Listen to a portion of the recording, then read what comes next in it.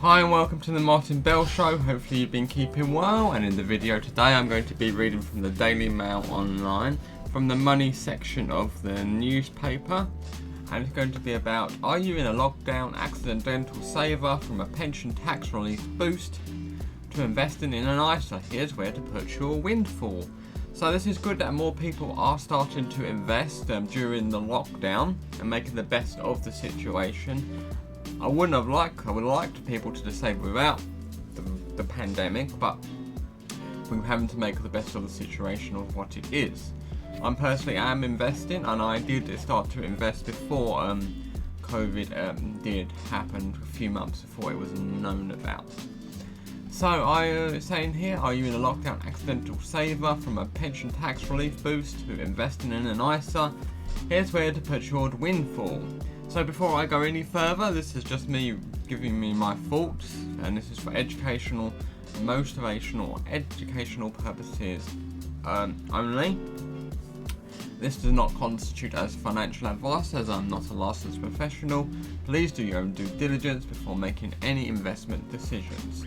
So it's saying here, the pandemic has created an army of 6 million accidental savers, according to a report published today by a consultancy Lane, Clark and Peacock. It defines accidental savers as people who have boosted their savings during the pandemic without actively choosing to do so. So if you have actively chosen to do so because of the pandemic, it would be great if you'll be able to continue this on after the pandemic. Yes, it would be nice to enjoy your money a bit afterwards, but it's also to remember to rein it back a bit and still invest and save some monies. So the incomes have remained unchanged while their spending has dropped sharply as a result, and the nest eggs have grown. Lane Clark believes many of these accidental savers need to give more thought to what to do with their surplus cash, as that's true because interest rates are at 0.01%. Inflation's technically I think at 0.6%, I'm thinking. So that's just Bank of England. I think it is 0.6%. 0.7, so it's even higher, and then they want to get it up to the target of 2% with interest rates at 0.1, so we do need to find to put your money elsewhere, otherwise it is losing value through inflation. So it warns, whilst this is understandable in the very short term, leaving meaningful sums in a current account almost certainly pays little or no interest and unlikely to be in a good long-term strategy. It suggests better alternatives, including paying off debts, very good, investing or putting money into a savings account. Around 3 to 5 put their monies into a savings account, its research insights. So basically I'll tell you the accounts that I have.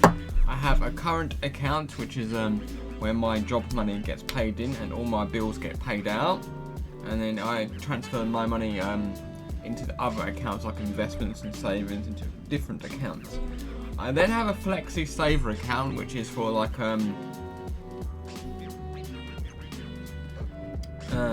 building up money for like a rainy day fund and things like that, or any items that I may want to buy myself in the future, like a treat, or something, or like something needs to be repaired. I then have another account called Money Box, which doesn't have too much in it at the moment, but I've just started it a few weeks back, and it's got £22 in it. And basically, this is going to be I'm going to be putting money into this every week, and basically it's there for like a rainy day fund, not a rainy day fund, but more like an opportunity. If an investment opportunity comes along, I then have an opportunity to take advantage of that, because then I have cash ready to do so. I also then have a SIPP account, which is a self-invested personal pension, which has good benefits with which we'll talk about later in this video. And I also have an ISA, which also has other tax benefits different from the SIPP, but they also do have very good benefits as well. So saying here, and we're going to talk about the SIPP now. So it says here, add a bit more to your pension and get a 25% boost.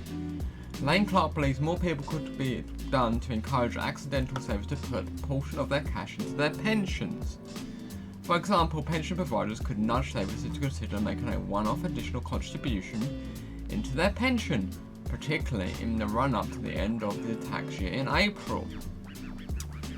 Excuse me. So I currently have around £1,950 invested into my SIPP, and I just opened it this financial tax year, and I'm going to be putting more money into it than this tax year, and I'm really going to make a really really strong effort to get a considerable sums of money into my tax shelters accounts, and then once I've done that, I'm moving to like a general account. So saying here, providers could make it easier to savers setting up websites on phone, helpful lines to make extra pension top-ups, it suggests.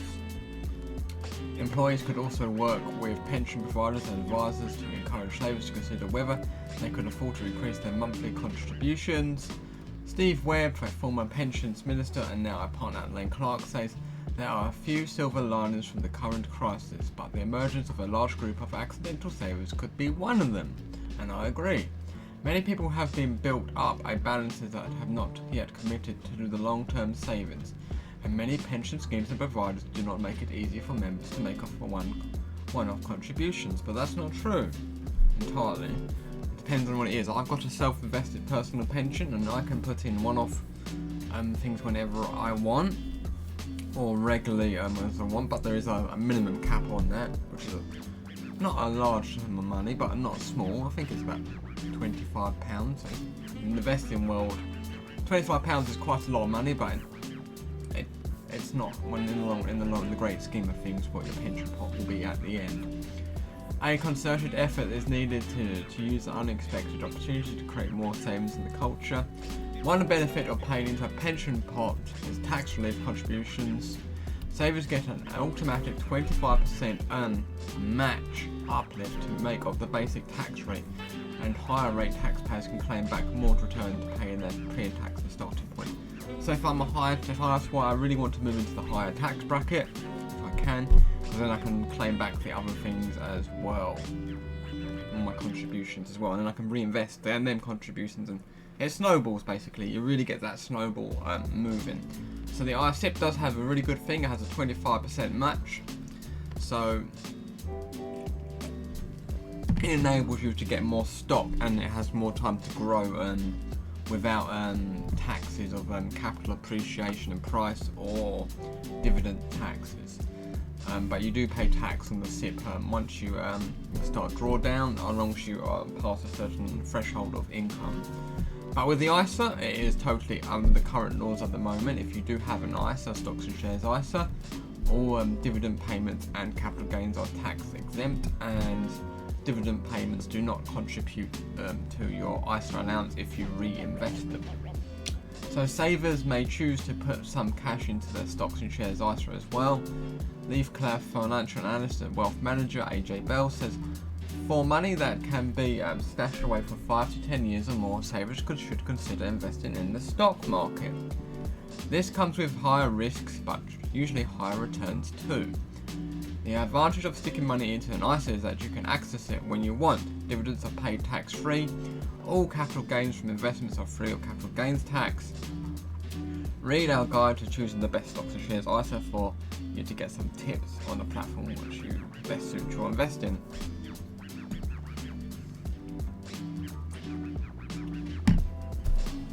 So it says the Bank of England is also relying on savers to part with some extra cash once the lift starts to return to normal. And once the lift does start to return to normal, I will spend a tiny bit of money, but I will be mainly still heavily investing and not spending much money. It's going to be mainly invested or stored money waiting to be invested elsewhere, so that I can give up something today for a better future tomorrow.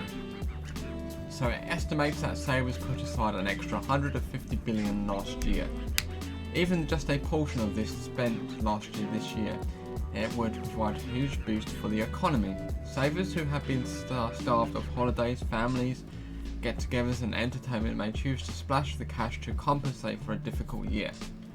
The bank predicts savers will spend around 5% of their extra cash savings using the rest to pay off debts or build up a rainy day fund, and that's very important to have a rainy day fund. And that's why I also do think if you do have the opportunity to create a separate account to put a little bit in each month or week. That enables you to build up a sizable cash position so that you have cash ready to go if an investment or an opportunity arises to potentially make some money. So of course, while some households have managed to save during the pandemic, millions seen their finances ravaged. Unemployment hit its highest levels in almost 5 years, up between October and December, with 1.7 million people now out of work. Many more people have seen their incomes fall, while more than 8 million had to take on debt last year to make ends meet. And this is one of the reasons why I am investing into dividend companies and ETFs. If something ever happens to me, I will have income coming in. And at the moment, if I did have to, I would have to probably attack the principal to sustain my living. But the idea is to I have enough income coming in from my dividends that I will not have to attack the principal, and I make most of my money through the dividend, all the money through my dividend payments. But ideally, I wouldn't want anyone to touch my dividend payments. I would want to reinvest all my dividend payments and then just live off of my earned income. And then if I ever buy like a luxury item, it would only ever be bought through non-earned work or passive income. So if you decide to save more money, check out the best rates in this money. And then it's going to about the different investment platforms. I'm currently with Hargreaves Lansdown and AJ Bell. There are other alternatives, so that's quite interesting. Let's just see some of the best rated comments.